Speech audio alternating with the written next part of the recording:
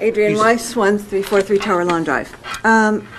So I understand about geokinetics putting in these devices, even though Mr. Mangini has said they're not going to frack in Monroeville at all, which goes to my mind, why would you go to the expense of doing seismic testing if you had absolutely no plans to do fracking?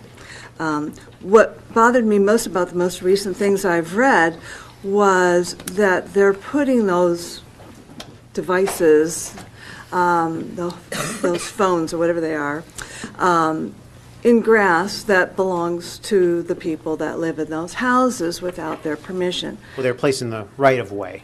So tell me about the right-of-way, because when I had my house surveyed, the land, I thought, maybe erroneously, that my land survey goes right up to the curb. So how much is that right-of-way past the curb toward my front door?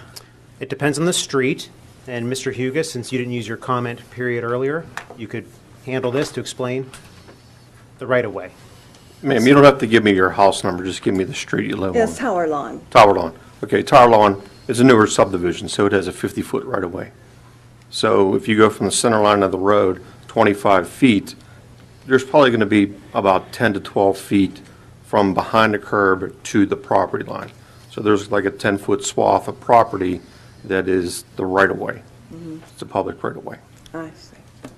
I know they weren't going to do any of the seismic testing on Tower Lawn because it was never listed on your municipal PDF of all the streets they were going to cover. But I just didn't know, what was going on with that. And then the second point I wanted to ask was about Madden Drive, that why municipal vehicles were in a caravan and working with geokinetics so closely.